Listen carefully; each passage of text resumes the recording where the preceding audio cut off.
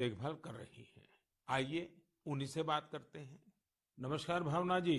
आदरणीय प्रधानमंत्री जी, नमस्कार। भावना जी, यस सर।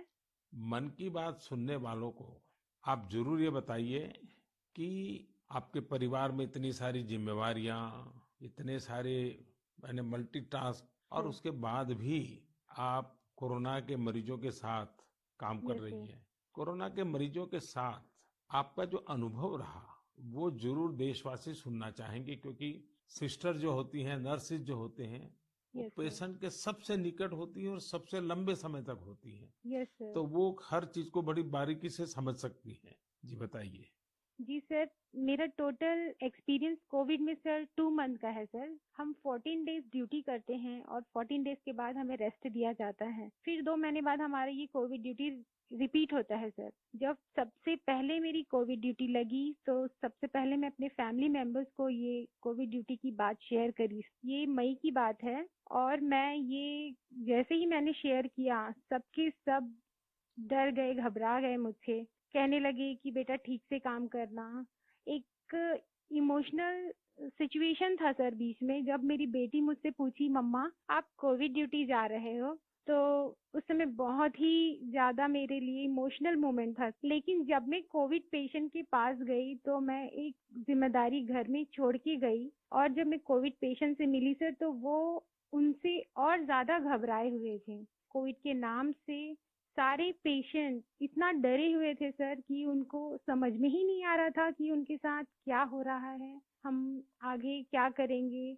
हम उनके डर को दूर करने के लिए उनसे बहुत अच्छे से हेल्दी एनवायरनमेंट दिए सर उन्हें। हमें जब ये कोविड ड्यूटी करने को कहा गया तो सर सबसे पहले हमको पीपी किट पहनने के लिए कहा गया सर, जो कि बहुत ही कठिन है। पीपी किट को पहन करके ड्यूटी करना सर, ये बहुत टफ था हमारे लिए। मैंने 2 मंथ की ड्यूटी में हर जगह 14-14 दिन ड्यूटी किए, वार्ड में, आईसीयू में, आइसोलेशन में सर। यानी कुल अलग। मिलाकर तो आप एक साल से इसी काम को कर रही है। Yes sir. वहां जाने से पहले मुझे नहीं पता था कि मेरे कलीग्स कौन है। हम एक टीम मेंबर की तरह काम किए सर, उनका जो भी प्रॉब्लम थे उनको शेयर किए। हम जाने पेशेंट के बारे में और उनका स्टिग्मा दूर किया सर। कई लोग ऐसे थे सर कि जो कोविड के नाम से ही डरते थे।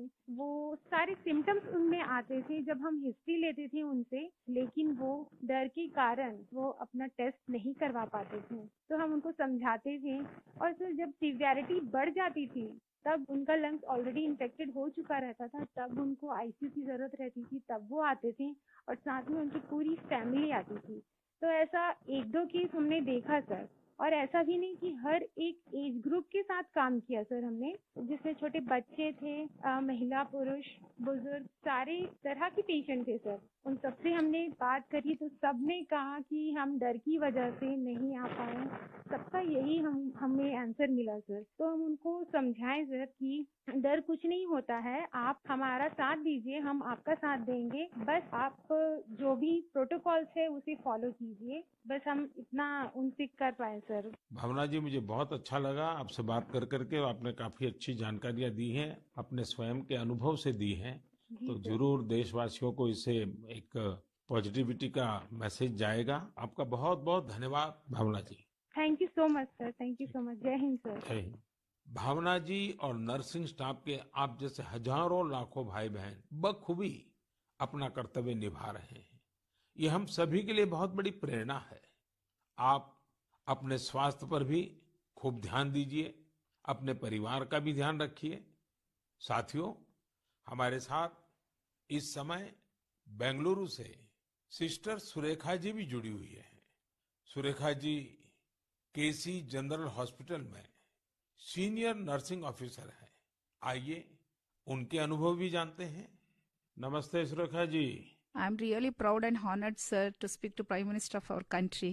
Surekha ji, you along with all fellow nurses and hospital staff are doing excellent work. India is thankful to you all. What is your message for the citizens in this fight against COVID-19? Yes, sir. Being a responsible citizens, I would really like to tell something like, please be humble to your neighbors. And early testing and proper tracking help us to reduce the mortality rate. And moreover, please, if you find any symptoms, isolate yourself and consult nearby doctors and get treated as early as possible. So community need to know awareness about this disease and be positive. Don't be panic and don't be stressed out. It worsen the condition of the patient. We are thankful to our government, proud to have a vaccine also. I'm already vaccinated. With my own experience, I wanted to tell the citizens of India, no vaccines provides 100% protections immediately. It takes time to build a immunity. Please don't be scared to get vaccinated. Please vaccinate yourself. There is a minimal side effects. And I want to deliver the message like stay at home, stay healthy, avoid contact with the people who are sick, and avoid touching the nose, eyes, and mouth unnecessarily. Please practice physical distancing, wear mask properly, wash your hands regularly, and home remedies you can practice in the house. Please drink Ayurvedic Kada, take steam inhalation and mouth gargling every day, and breathing exercise so you can do it. And one more thing, last and not least, please have a sympathy towards frontline workers and professionals. We need your support and cooperation. We will fight together. We will get through with the pandemic. This is what my message to the people, sir. Thank you Surekha ji. Thank you, sir. Surekha ji, वाकई आप बहुत कठिन समय में मोर्चा संभाले हुए हैं। आप अपना ध्यान रखिए। आपके परिवार को भी मेरी बहुत बहुत शुभकामनाएं हैं। मैं देश के लोगों से भी आग्रह करूंगा कि जैसा भावना जी, सुरेखा जी ने अपने अनुभव से बताया है, कोरोना से लड़ने के लिए पॉजिटिव स्पिरिट बहुत ज्यादा जरूरी है और देशवासियों को इसे बनाए रखना है। साथियों, डॉक्टर्स और नर्सिंग स्टाफ के साथ साथ इस समय लैब टेक्नीशियंस और एम्बुलेंस ड्राइवर्स जैसे फ्रंटलाइन वर्कर्स भी भगवान की तरह ही काम कर रहे हैं। जब कोई एम्बुलेंस किसी मरीज तक पहुंचती है तो उन्हें एम्बुलेंस ड्राइवर देवदूत जैसा ही लगता है। इन सब की सेवाओं के बारे में, इनके अनुभव के बारे में देश को जरूर जानना चाहिए। मेरे साथ अभी ऐसे ही एक सज्जन है, श्रीमान प्रेम वर्मा जी, जो कि एक एम्बुलेंस ड्राइवर है। जैसा कि इनके नाम से ही पता चलता है, प्रेम वर्मा जी अपने काम को, अपने कर्तव्य को पूरे प्रेम और लगन से करते हैं। आइए उनसे बात करते हैं। नमस्ते प्रेम जी। नमस्ते सर जी। भाई प्रेम, हाँ जी सर। आप अपने कार्य के बारे में हाँ जी। जरा विस्तार से बताइए। आपका जो अनुभव है वो भी बताइए। मैं कैट्स एम्बुलेंस में ड्राइवर की पोस्ट पे हूँ। हाँ। और जैसे ही कंट्रोल हमें एक टैब पे कॉल देता है, 102 से जो कॉल आती है, हम मूव करते हैं पेशेंट के पास। हम पेशेंट को जाते हैं उनके पास। तो 2 साल से हम कंटिन्यू कर रहे हैं काम। अपना किट पहन के, ग्लव्स, मास्क पहन के पेशेंट को जहाँ वो ड्रॉप करने के लिए कहते हैं, जो भी हॉस्पिटल में, हम जल्दी से जल्दी उनको ड्रॉप करते हैं। आपको तो वैक्सीन की दोनों डोज लग गई होगी। बिल्कुल सर। तो दूसरे लोगों को वैक्सीन लगवाएं, इसके लिए आपका क्या संदेश है?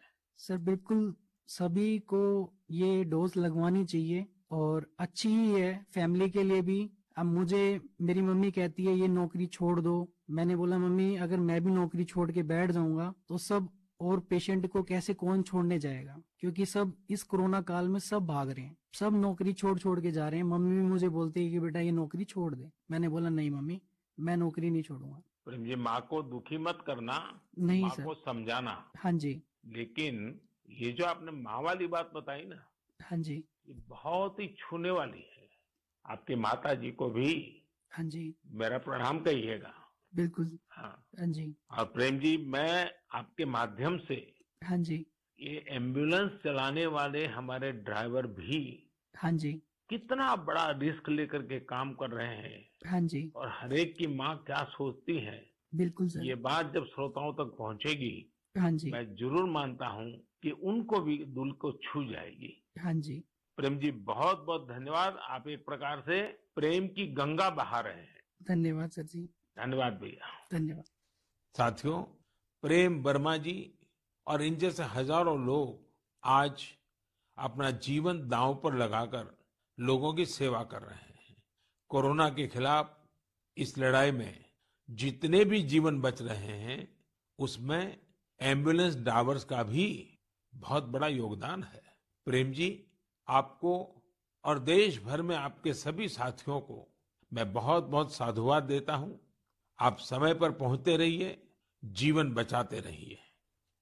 मेरे प्यारे देशवासियों, ये सही है कि कोरोना से बहुत लोग संक्रमित हो रहे हैं, लेकिन कोरोना से ठीक होने वाले लोगों की संख्या भी उतनी ही ज्यादा है।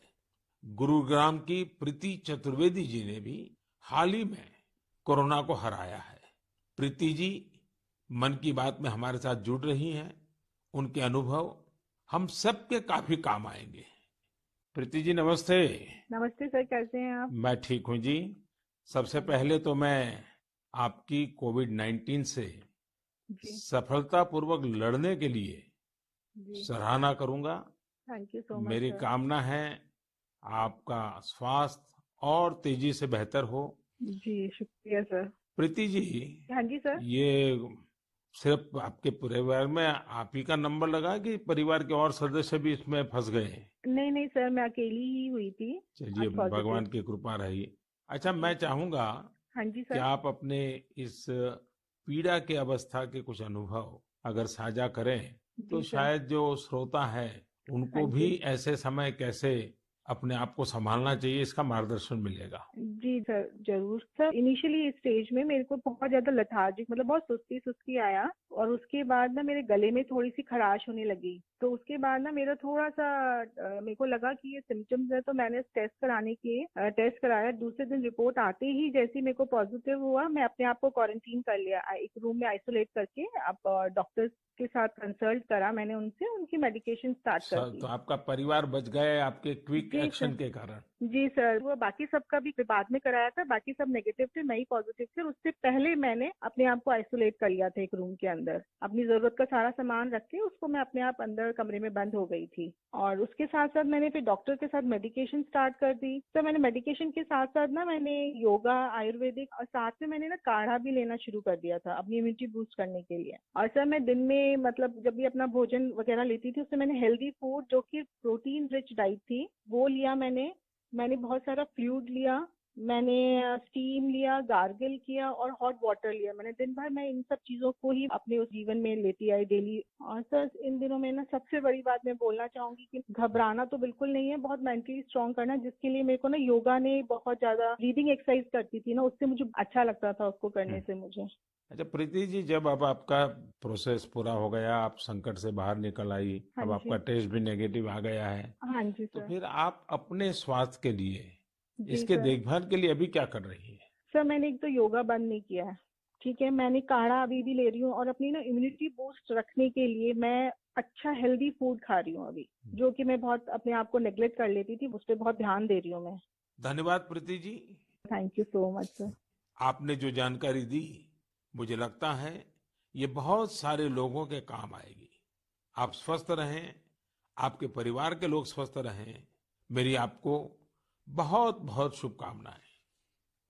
मेरे प्यारे देशवासियों, जैसे आज हमारे मेडिकल फील्ड के लोग, फ्रंटलाइन वर्कर्स, दिन रात सेवा कार्यों में लगे हैं, वैसे ही समाज के अन्य लोग भी इस समय पीछे नहीं है। देश एक बार फिर एकजुट होकर कोरोना के खिलाफ लड़ाई लड़ रहा है।